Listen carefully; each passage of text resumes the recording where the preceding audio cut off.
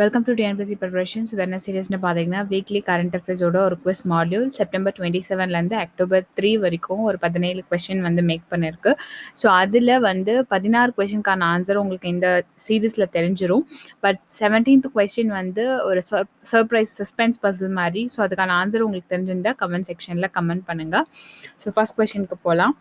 So first question பார்த்தீங்க அப்படின்னா பிரசிடென்ட்டோட veto பவரை பற்றி ஒரு 4 ஸ்டேட்மெண்ட்ஸ் கொடுத்துருக்காங்க. அதாவது பார்லிமெண்ட் பாஸ் பண்ணுற பில் வந்து சட்டமாக மாறும் எப்போ அப்படின்னா பிரசிடென்ட் வந்து அதுக்கு அசென்ட் கொடுத்தா மட்டுமே மாறும். அதே மாதிரி இந்தியன் பிரசிடென்ட்டுக்கு குவாலிஃபைட் வீட்டோ பவர் அப்படின்றது ஒன்று கிடையாதுன்னு சொல்கிறாங்க.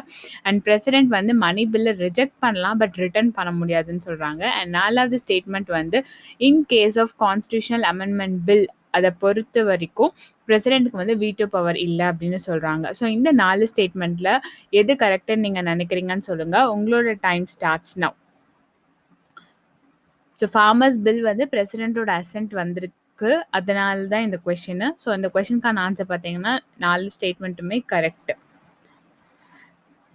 ஃபார்மர்ஸ் பில் வந்து பிரசிடென்ட் அசென்ட்டை வந்து வாங்கிடுச்சு. ஸோ இந்த ஃபார்மர்ஸ் பில்லை பற்றி நம்ம ஒரு வீடியோவை வந்து பார்ப்போம். நெக்ஸ்ட்டு பார்த்தீங்கன்னா பார்லிமெண்ட்டும் சரி ஸ்டேட் லெஜிஸ்லேச்சரும் சரி கன்கரண்ட் லிஸ்ட்டில் வந்து லாவை வந்து லெஜிஸ்லேட் பண்ணலாம். But in the event of conflict சென்ட்ரும் அதை லெஜிஸ்லேட் பண்ணுறாங்க, ஸ்டேட்டும் லெஜிஸ்லேட் பண்ணுறாங்க, ரெண்டுத்துக்கும் கான்ஃப்ளிக்ட் வருது அப்படின்னா யூஸ்வலாக சென்டர் தான் வந்து ப்ரிவைல் ஆகும். பட் ஸ்டேட் லா வந்து பிரசிடென்ட் கிட்ட அசென்ட் வாங்கினாங்க அப்படின்னா ஸ்டேட் லா வந்து ப்ரிவைல் ஆகும். அதுலேயும் ஒரு எக்ஸப்ஷன் இருக்குது. சென்டர் திரும்ப வந்து அதே சப்ஜெக்டில் வந்து லா மேக் பண்ணாங்கன்னா அவங்களோட இதுதான் வந்து வேலிடாக இருக்கும். ஸோ இந்த 2 கொஷினுக்கான ஆன்சர் என்னன்னு பார்க்கலாம். ஸோ உங்களோட time starts now.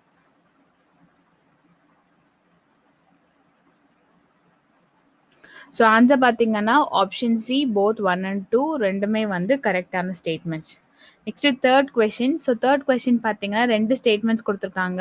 First statement வந்து லோக்சபாவோட சீட்ஸ், அதாவது பைப்போலில் வந்து ஃபில் பண்ணுற சீட்ஸ் ஆகட்டும், ஸ்டேட் அசம்பிளியோட பைப்போலில் ஃபில் பண்ணுற சீட்ஸ் ஆகட்டும், அந்தந்த ரெஸ்பெக்டிவ் ஹவுஸோட ஸ்பீக்கர் தான் வந்து கண்டக்ட் பண்ணுவாங்கன்றது ஃபர்ஸ்ட் ஸ்டேட்மெண்ட்.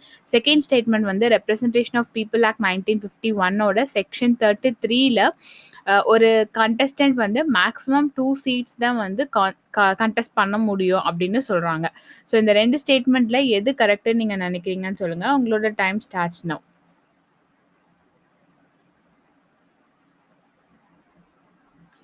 ஸோ ஆன்சர் பார்த்தீங்கன்னா option B 2 only. First statement ஏன் தப்புன்னு பார்த்தீங்கன்னா ஆக்சுவலி பைப்போலார் இருந்தாலுமே வந்து எலெக்ஷன் கமிஷன் தான் அது வந்து கண்டக்ட் பண்ணுவாங்க, ஸ்பீக்கர் வந்து கண்டக்ட் பண்ண மாட்டாங்க. ஸோ அதனால ஃபர்ஸ்ட் ஸ்டேட்மெண்ட் வந்து தப்பு. நெக்ஸ்ட் ஃபோர்த் கொஷின் பார்த்தீங்கன்னா 2 ஸ்டேட்மெண்ட் இருக்குது. நேஷனல் கமிஷன் ஃபார் விமன் வந்து ஒரு ஸ்டாட்டுட்டரி பாடின்னு சொல்கிறாங்க. நேஷனல் கமிஷன் ஆக்ட் 1990க்கு கீழே அதை வந்து எஸ்டாப்ளிஷ் பண்ணியிருக்காங்க. ஸோ இவங்க கொடுக்குற அட்வைஸை வந்து கவர்மெண்ட் வந்து ஃபாலோ பண்ணணும் அப்படின்றது கிடையாது, அப்படின்னு தான் வந்து கொடுத்துருக்காங்க. ஸோ அந்த அட்வைஸ், அவங்க கொடுக்குற அட்வைஸை கவர்மெண்ட் கண்டிப்பாக ஃபாலோ பண்ணணும்னு சொல்லி செகண்ட் ஸ்டேட்மெண்ட் கொடுத்துருக்காங்க, பைண்டிங் ஆன் தி கவர்மெண்ட் அப்படின்னு சொல்லிட்டு. ஸோ இந்த கொஷினுக்கான ஆன்சர் உங்களுக்கு தெரிஞ்சால் சொல்லுங்கள். ஸோ உங்களோட time starts now.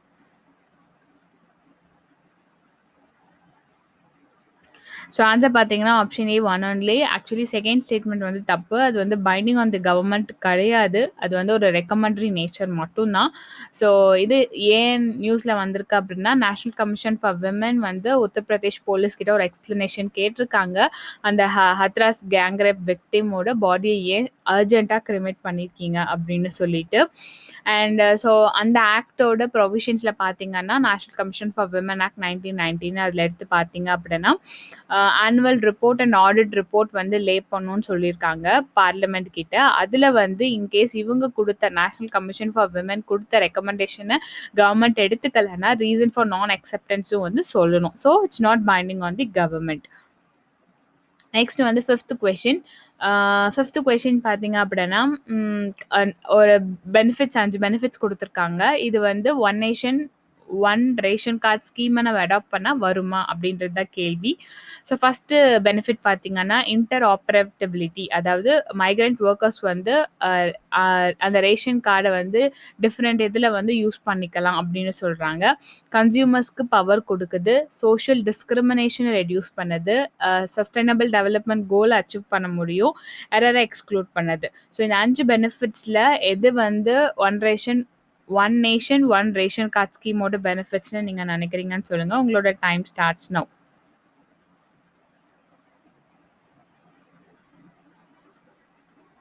So answer பார்த்தீங்கன்னா ஆப்ஷன் பி 1 2 3 4, 5th மட்டும் கிடையாது. ஸோ இது வந்து ஏன் நியூஸில் வந்திருக்குன்னா, நம்மளோட சீஃப் மினிஸ்டர் தமிழ்நாட்டில் வந்து லான்ச் பண்ணியிருக்காரு இந்த ஸ்கீமை. October 1 லான்ச் பண்ணியிருக்காரு. ஃபேஸ் 1ல் 32 டிஸ்ட்ரிக்ஸ்லையும், ஃபேஸ் 2ல் 6 டிஸ்ட்ரிக்ஸ்லையும் வந்து இம்ப்ளிமெண்ட் பண்ண. ஸோ ஃபேஸ் 1 ஸ்டார்ட் பண்ணிட்டாங்க, ஃபேஸ் 2 வந்து October 16 ஸ்டார்ட் பண்ணுவாங்க. லான்ச் பண்ண இதோட ஃபோட்டோ. அண்ட் ஸோ இது பற்றி சொல்லணும்னா, நேஷ்னல் ஃபுட் செக்யூரிட்டி ஆக்ட் வந்து எஃபெக்டிவாக இம்ப்ளிமெண்ட் ஆகலை. ஸோ தட் மீன்ஸ் இந்த ஆக்ட் மூலமாக நம்ம வந்து ஃபேர் ப்ரைஸ் ஷாப்ஸில் வந்து சப்சிடைஸ்டு ஃபுட் கிரெயின்ஸ் வந்து வாங்கிப்போம். பட் மைக்ரண்ட் ஒர்க்கர்ஸ்க்கு இந்த ஸ்கீம் போய் ரீச் ஒரு பிளேஸ்ல இல்ல, மைக்ரேட் ஆகி வேற இடத்துல இருக்காங்க. அந்த ரேஷன் கார்டை அந்த இடத்துல மட்டும் தான் யூஸ் பண்ண முடியும்ன்றனால, ஸோ இந்த one nation one ration scheme கொண்டு வந்தால் அந்த மைக்ரேட் ஒர்க்கர்ஸ்க்கும் வந்து பெனிஃபிட் ஆகணும். ஸோ அந்த ஷார்ட்டேஜை ஓவர் கம் பண்ணி இந்த ஸ்கீமை வந்து கொண்டு வந்திருக்காங்க. நெக்ஸ்ட் வந்து கன்சிடர் ஃபாலோவிங் ஸ்டேட்மெண்ட்ல 2 ஸ்டேட்மெண்ட்ஸ் கொடுத்துருக்காங்க. நாகா இன்சர்ஜென்ட் குரூப்ஸ் வந்து நார்த் ஈஸ்டர்ன் ஸ்டேட், அதாவது நாகாலாண்டில் வந்து இருக்காங்க. அவங்க வந்து இந்தியன் யூனியனை விட்டு நாங்கள் வெளியில் வரணும்னு சொல்லிட்டு டிமாண்ட் பண்ணுறாங்க. அண்ட் செகண்ட் ஸ்டேட்மெண்ட் பார்த்தீங்கன்னா 2015 வந்து ஒரு அக்ரிமெண்ட் ஃப்ரேம் பண்ணியிருக்காங்க. அந்த அக்ரிமெண்ட்டில் national social council of Nagaland I M and union கவர்மெண்ட்டுக்கு இடையில் ஃப்ரேம் பண்ண அந்த அக்ரிமெண்ட். ஸோ இந்த 2 ஸ்டேட்மெண்ட்டில் எது கரெக்டுன்னு நீங்கள் நினைக்கிறீங்கன்னு சொல்லுங்கள். உங்களோட time starts now.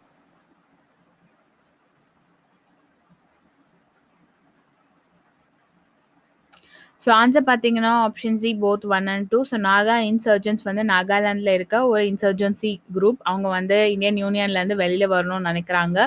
So national council of Nagaland NSCN சொல்லுவோம். ஸோ NSCNக்கும் இந்தியன் கவர்மெண்ட்டுக்கும் ஆகஸ்ட் 2015 ஒரு அக்ரிமெண்ட் சைன் பண்ணப்பட்டுச்சு. என்ன அப்படின்னா, நாங்கள் இந்தியன் ஃபெடரேஷனோட இருக்கோம், பட் எங்களுக்கு ஒரு ஸ்பெஷல் ஸ்டேட்டஸ் நீங்கள் கொடுக்கணும் அப்படின்னு சொல்லிட்டு நாகாலாந்து தட் மீன்ஸ் NSCN வந்து ஒத்துக்கிட்டாங்க. இது நியூஸில் ஏன் வந்திருக்கு அப்படின்னா, அந்த நாகா இன்சர்ஜென்சியோட பேனை வந்து சென்ட்ரல் கவர்மெண்ட் வந்து எக்ஸ்டெண்ட் பண்ணியிருக்காங்க. நெக்ஸ்ட் வந்து 7th கொஸ்டின், ஆம்னஸ்டி இன்டர்நேஷ்னலை பற்றி 2 ஸ்டேட்மெண்ட்ஸ் கொடுத்துருக்காங்க. ஃபர்ஸ்ட் ஸ்டேட்மெண்ட் பார்த்தீங்கன்னா, அவங்களுக்கு வந்து நோபல் ப்ரைஸ் ஃபார் பீஸ் வந்து வழங்கியிருக்காங்க. அண்ட் செகண்ட் வந்து அந்த ஆர்கனைசேஷன் வந்து state of world's human rights அப்படின்னு சொல்லிட்டு ஒரு ரிப்போர்ட் ரிலீஸ் பண்ணுவாங்கன்னு சொல்கிறாங்க. ஸோ இந்த 2 ஸ்டேட்மெண்ட்டில் எது கரெக்டுன்னு நீங்கள் நினைக்கிறீங்கன்னு சொல்லுங்கள். உங்களோட time starts now.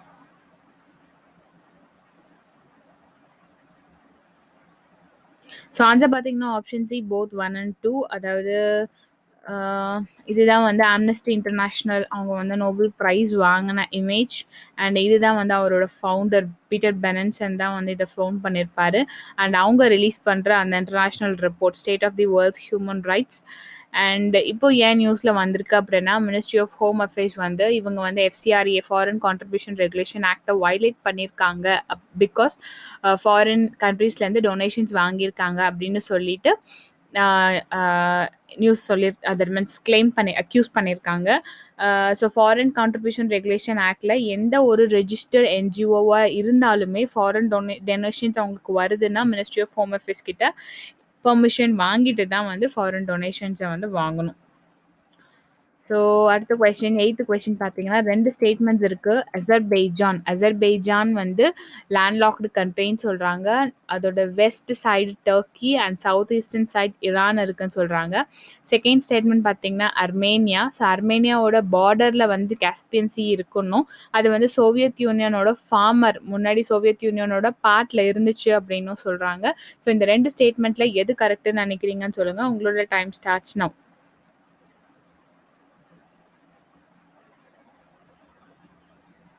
So option answer பார்த்தீங்கன்னா option D neither one not two. ஏன் அப்படின்னா அது அப்படியே இன்டர்சேஞ்ச் பண்ணிருக்காங்க. தட் மீன்ஸ் அசர்பைஜான் தான் வந்து காஸ்பியன் சீக்கு பக்கத்தில் இருக்கும், அர்மேனியா தான் வந்து landlocked country. So ninth question பார்த்தீங்கன்னா டூரிசமை பற்றி ஒரு 2 ஸ்டேட்மெண்ட். ஸோ டூரிசம் செக்டார் வந்து இந்தியாவோட ஜிடிபிக்கு 6% வந்து கான்ட்ரிபியூட் பண்ணியிருக்கு. ஸோ இந்தியன் டூரிசமில் இன்வெஸ்ட் பண்ண 5 கண்ட்ரிஸ், எஃப்டிஐ ஈக்விட்டி மூலமாக இன்வெஸ்ட் பண்ண 5 கண்ட்ரிஸ் பார்த்தீங்கன்னா Mauritius, Singapore, Cyprus, Netherlands, UK இவங்கெல்லாம் இன்வெஸ்ட் பண்ணியிருக்காங்க. அண்ட் 2020யோட வேர்ல்ட் டூரிசம் டே வந்து செப்டம்பர் 27 செலிப்ரேட் பண்ணியிருக்காங்க. இந்த வருஷத்தோட தீம் பார்த்தீங்கன்னா tourism and rural development. So இந்த 2 ஸ்டேட்மெண்ட்டில் எது கரெக்டான ஸ்டேட்மெண்ட் அப்படின்னு சொல்லிட்டு நீங்கள் நினைக்கிறீங்கன்னு சொல்லுங்கள். உங்களோட time starts now.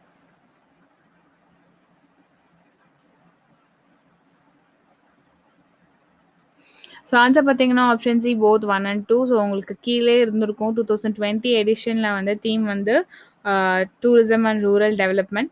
So September 27 நம்ம ஏன் வேர்ல்டு டூரிசம் டேன்னு செலிப்ரேட் பண்ணுறோம்னா யுஎனோட வேர்ல்டு டூரிசம் ஆர்கனைசேஷன் வந்து அன்றைக்கி தான் வந்து எஸ்டாப்ளிஷ் பண்ணியிருக்காங்க. 1970 ஒரு ஆக்ட் வந்து பாஸ் பண்ணி. ஸோ நம்ம இன்டர்நேஷ்னல் டேஸ்லாம் ஏன் செலிப்ரேட் பண்ணுறோம் அப்படின்னா ஸோ தட் அவங்களோட அதை பற்றின அவேர்னஸ் வந்து மக்களுக்கு போய் சேரணுன்றதுக்காக. அண்ட் டூரிசம் வந்து இந்தியாவோட ஜிடிபியில் 6.8% தான் வந்து கான்ட்ரிபியூட் பண்ணுது 2019 கேலண்டர் இயரை வச்சு சொல்கிறாங்க.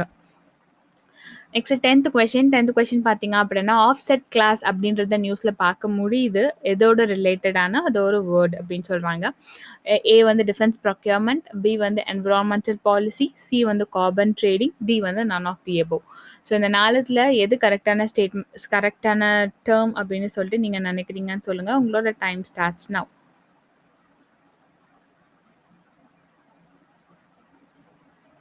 ஸோ ஆன்சர் பார்த்தீங்கன்னா defence procurement. So defence procurement policy 2005 பார்த்தீங்கன்னா ஆஃப்செட் கிளாஸ் ஒன்று இருக்குது. டிஃபென்ஸ் ரிலேட்டடான டீல்ஸில், அதாவது டிஃபென்ஸை நீங்கள் கேபிட்டலில் இம்போர்ட் பண்ணுறீங்க, மோர் தென் 300 crores வந்து இம்போர்ட் பண்ணுறீங்க அப்படின்னா அந்த கான்ட்ராக்டோட வேல்யூவில் 30% வந்து ஃபாரின் வெண்டார் வந்து இன்வெஸ்ட் பண்ணணும் அப்படின்றது தான் அந்த ரூல். ஸோ இந்த கிளாஸ் இருக்கனால டெக்னாலஜி வந்து ட்ரான்ஸ்ஃபர் ஆக மாட்டேங்குது அப்படின்னு சொல்லிட்டு சிஏஜி வந்து ரிப்போர்ட் பண்ணியிருக்காங்க. Next 11th question. So 11th கொஸ்டினில் மானிட்டரி பாலிசி கமிட்டி வந்து பெஞ்ச்மார்க் பாலிசியான ரெப்போ ரேட்டை வந்து ஃபிக்ஸ் பண்ணுவாங்க. எதுக்காக அப்படின்னா இன்ஃப்ளேஷனை அந்த டார்கெட்குள்ளே வச்சுக்கணும் அப்படின்றதுக்காக. ஸோ மானிட்டரி பாலிசி கமிட்டி வந்து ஒவ்வொரு மாதமும் மீட் பண்ணி மானிட்டரி பாலிசியை வந்து டிசைட் பண்ணுவாங்க. ஸோ இந்த 2 ஸ்டேட்மெண்ட்டில் எது கரெக்டான ஸ்டேட்மெண்ட் நீங்கள் நினைக்கிறீங்கன்னு சொல்லுங்கள். உங்களோட டைம் ஸ்டார்ட்ஸ் நவ்.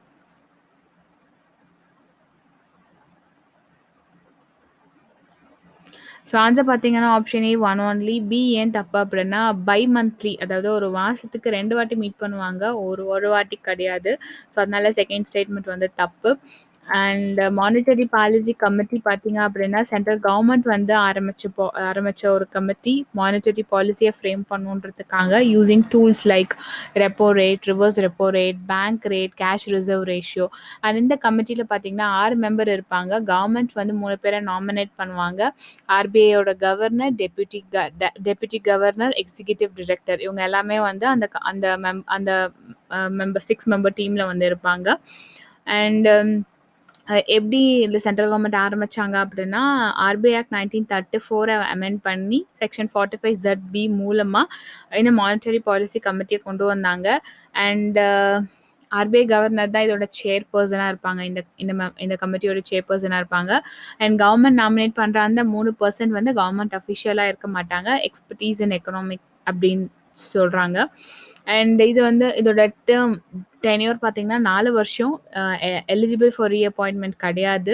அதே மாதிரி இதோட டெசிஷன்ஸ் எப்படி எடுப்பாங்கன்னா ஒவ்வொரு மெம்பருக்கும் ஒவ்வொரு ஓட். ஸோ மெஜாரிட்டி வந்து ஓட் பண்ணாங்க அப்படின்னா டெசிஷன்ஸை வந்து அப்படி எடுப்பாங்க.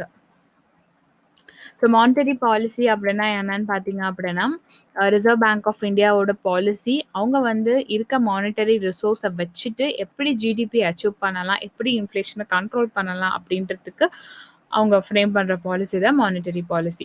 நெக்ஸ்ட் 12th கொஸ்டின் பார்த்தீங்கன்னா பர்ச்சேசிங் மேனேஜர் இண்டெக்ஸை பற்றி 2 ஸ்டேட்மெண்ட்ஸ் கொடுத்துருக்காங்க. இது வந்து பர்ட்டிகுலர் பீரியட்ல ஆக்சுவலா எவ்வளோ கூட்ஸ் அண்ட் சர்வீசஸ் ப்ரொடியூஸ் ஆயிருக்கு அப்படின்றத வந்து மெஷர் பண்ணும்.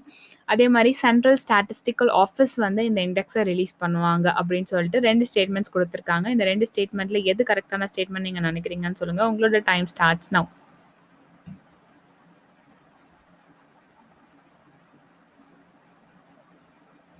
ஓகே. இதுக்கு ஆன்சர் பார்த்தீங்கன்னா, option D neither one not two. ஏன் அப்படின்னா, இது வந்து இண்டெக்ஸ் ஆஃப் இண்டஸ்ட்ரியல் ப்ரொடக்ஷன்ல வரும். ஸோ பர்ச்சேசிங் மேனேஜர் இண்டெக்ஸ்ன்னு வராது. பர்ச்சேசிங் மேனேஜர் இண்டெக்ஸ்னா என்னன்னா, எக்கனாமியோட ட்ரெண்ட தான் வந்து அது வந்து ஐடென்டிஃபை பண்ணும். Both in manufacturing and services. So survey பேஸ்ல வந்து இத வந்து மெஷர் பண்ணுவாங்க. மெஷர் பண்ணி ட்ரெண்ட சொல்லுவாங்க. அண்ட் இத யாரு பப்ளிஷ் பண்றன்னா, மார்க்கெட் லிமிடெட் அப்படின்னு சொல்லிட்டு ஒரு organisation. Global organisation. Global diversified ப்ரொவைடர்னு சொல்றாங்க. ஃபினான்ஸ் ரிலேட்டட் இன்ஃபர்மேஷன வந்து ப்ரொவைட் பண்ணுவாங்கன்னு.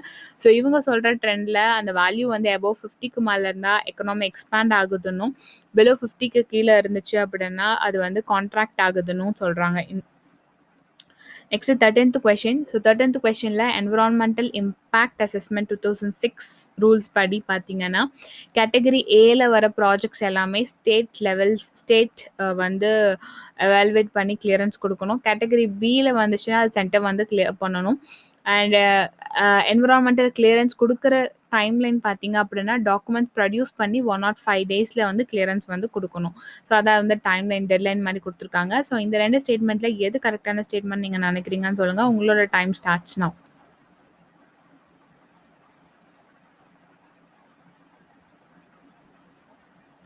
ஸோ ஆன்சர் பார்த்தீங்கன்னா, ஆப்ஷன் பி 2 ஒன்லி. ஃபர்ஸ்ட் ஏன் தப்பு அப்படின்னா, அது அப்படியே ரிவர்ஸில் கொடுத்துருக்காங்க. கேட்டகரி ஏ பேஸ்டு ப்ராஜெக்டாக இருந்துச்சு அப்படின்னா, அதை வந்து சென்ட்ரல் கவர்மெண்ட் வந்து எவாலுவேட் பண்ணணும். அதே மாதிரி கேட்டகரி பி ப்ராஜெக்ட்ஸை வந்து ஸ்டேட் லெவல் வந்து பண்ணணும். ஸோ என்வரான்மெண்டல் கிளியரன்ஸ் கொடுக்கறதுக்கு 105 டேஸ் வந்து timeline. Next 14th question. Turtle பற்றி ஒரு 3 ஸ்டேட்மெண்ட்ஸ் கொடுத்துருக்காங்க. டர்ட்டில்ஸ் வந்து ஃப்ரெஷ் வாட்டர்லேயும் இருக்கும், சால்ட் வாட்டர்லேயும் இருக்கும்னு சொல்கிறாங்க.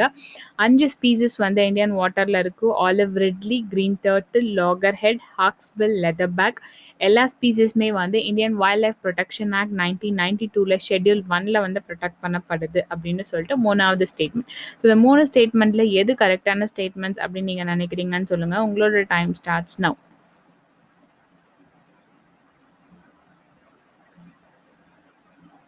ஸோ ஆன்சர் வந்து ஆப்ஷன் டி 3மே கரெக்டு தான். ஸோ நான் சால்ட் வாட்டரில் இருக்கும், ஃப்ரெஷ் வாட்டரில் இருக்கும் நம்மளுக்கு தெரியும். ஸோ அந்த 5 ஸ்பீசிஸ் கொடுத்துருந்தாங்கல்ல, இந்தியாவில் இருக்க 5 species of turtle. So first olive ridley, second வந்து green turtle, loggerhead, hawksbill. Hawks பார்த்தீங்கன்னா அது ஒரு மூஞ்சி பாருங்க, ஹாக் மாதிரி இருக்குது. And leatherback. So leatherback வந்து ரொம்ப ஒரு பிளாக் கலர் எலிஃபென்ட் மாதிரி இருக்குது. அண்ட் இது வந்து பார்ட் 2, அதாவது அந்த இந்தியன் வைல்ட் லைஃப் ப்ரொடெக்ஷன் ஆக்டில் இருக்க ப்ரொடெக்ட் பண்ணுற அந்த ஸ்பீசிஸோட லிஸ்ட்டு. ஸோ அதில் பார்த்தீங்கன்னா அந்த 5 ஸ்பீசிஸுமே இருக்கும். Olive back, loggerhead, leatherback, hawksbill, green sea, இதெல்லாமே வந்து இருக்குது. ஸோ 15th கொஸ்டினில் பார்த்தீங்கன்னா ஒரு 5 ஸ்பீசிஸ் கொடுத்துருக்காங்க. அந்த 5 ஸ்பீசிஸில் எது ஏலியன் ஸ்பீசிஸ்னு கேட்குறாங்க.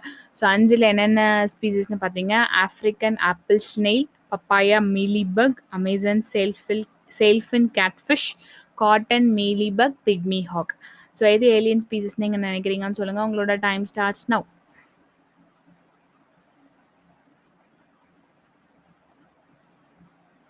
ஸோ ஆன்சர் பார்த்தீங்கன்னா ஆப்ஷன் டி 1 2 3 4 பிக்மி ஹாக். அந்த நான் கீழே போட்டிருக்க பாருங்க அந்த இமேஜ், ஒரு எலி. அந்த எலியை தவிர ரிமைனிங் எல்லாமே வந்து ஏலியன் ஸ்பீசிஸ் தான். ஸோ இந்த பிக்மி ஹாக் வந்து என்டேஞ்சர்ட் ஸ்பீசிஸில் வந்து இருக்குது. அண்ட் அந்த 4 ஏலியன் ஸ்பீசிஸ் பார்த்தீங்கன்னா, ஆஃப்ரிக்கன் ஆப்பிள் ஸ்னெயில். இது பார்த்தீங்கன்னா நிறைய சாப்பிடுமா, ஒரு 5000 பிராண்ட்டை வந்து சாப்பிடுமா அந்த ஸ்னெயில். அதோட இருக்க சைஸை பார்த்தா அப்படி இல்லை. அண்ட் பப்பாயா மீலிபக் நம்ம யூஸ்வலாகவே பார்க்கக்கூடிய ஒரு விஷயம்.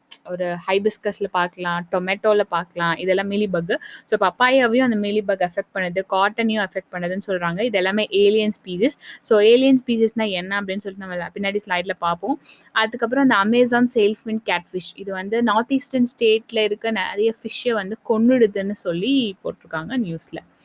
ஸோ ஏலியன் ஸ்பீசிஸ் ஏன் நியூஸில் வந்துச்சு அப்படின்னா, குளோபல் சேஞ்ச் பயாலஜி அப்படின்ற ஆர்கனைசேஷன் ஒரு ஸ்டடி பண்ணி இந்த செஞ்சுரியோட மிடில் பார்த்தீங்கன்னா ஏலியன் ஸ்பீசிஸ் வந்து நிறைய இன்க்ரீஸ் ஆகும் அப்படின்ற மாதிரி சொல்லியிருக்காங்க. இன்செக்டில், ஆர்த்ரோபாட்ஸில், பேர்ட்ஸில்.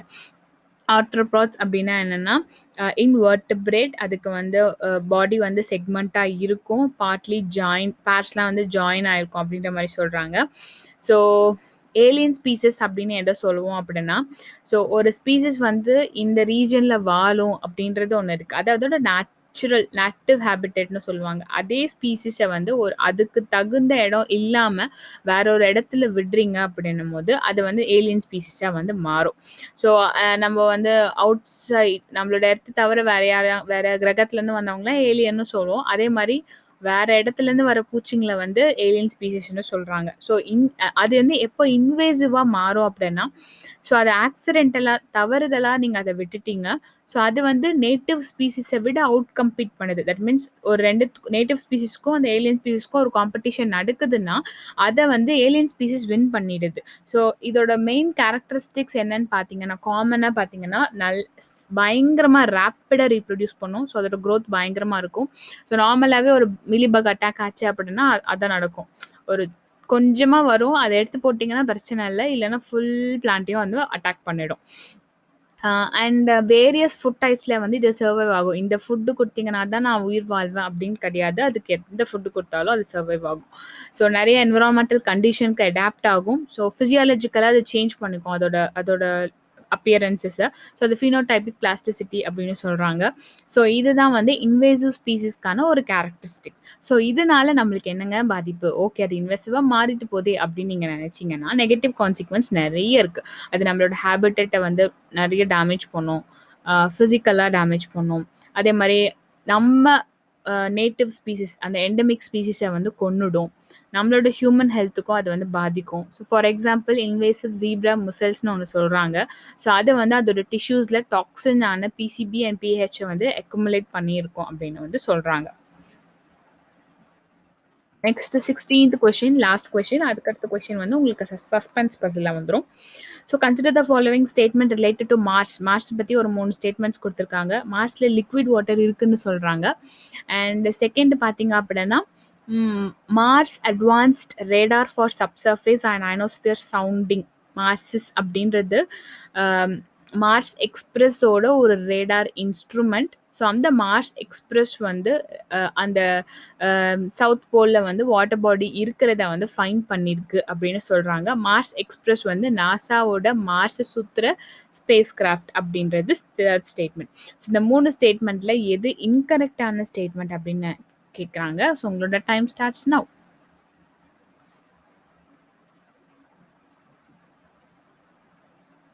ஸோ இன்கரெக்டான ஸ்டேட்மெண்ட் பார்த்தீங்கன்னா option D3 only. Mars express வந்து நாசாவோடது கிடையாது, ESA European space agency. NASA வந்து யூஎஸோடது, ESA அப்படின்னா யூரோப்பியன் ஸ்பேஸ் ஏஜென்சி யூரோப்போடது. ஸோ மார்ஸ் எக்ஸ்பிரஸ் வந்து அவங்களோட ஒரு ஸ்பேஸ் ஏஜென்சி. அதுதான் வந்து மார்ஸில் வந்து ஸோ இங்கே கடைசியில் பார்த்தீங்கன்னா அந்த வாட்டர் இருக்குது அப்படின்னு சொல்லுது.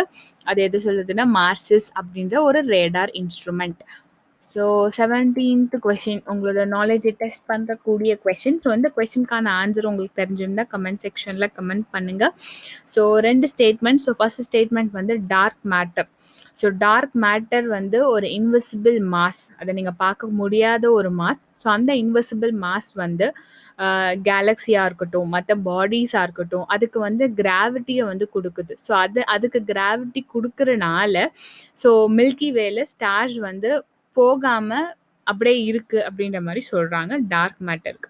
டார்க் எனர்ஜி அப்படின்னா டார்க் எனர்ஜி வந்து த்ரூ அவுட் த ஸ்பேஸ் வந்து இருக்குது. ஸோ அந்த எனர்ஜி இருக்கனால தான் யூனிவர்ஸ் வந்து அந்த எனர்ஜியை யூஸ் பண்ணி எக்ஸ்பேண்ட் ஆகிட்டு இருக்குது அப்படின்னு சொல்லிட்டு செகண்ட் ஸ்டேட்மெண்ட் சொல்லுது. ஸோ இந்த 2 ஸ்டேட்மெண்ட்டில் எது கரெக்டான ஸ்டேட்மெண்ட் நீங்கள் நினைக்கிறீங்கன்னு சொல்லிட்டு கமெண்ட் செக்ஷனில் கமெண்ட் பண்ணுங்கள். இந்த வீடியோ சீரிஸ் இதோட முடியுது. இது உங்களுக்கு பிடிச்சிருந்தா லைக் பண்ணுங்கள், ஷேர் பண்ணுங்கள், சப்ஸ்கிரைப் பண்ணுங்கள். தேங்க்ஸ் ஃபார் வாட்சிங்.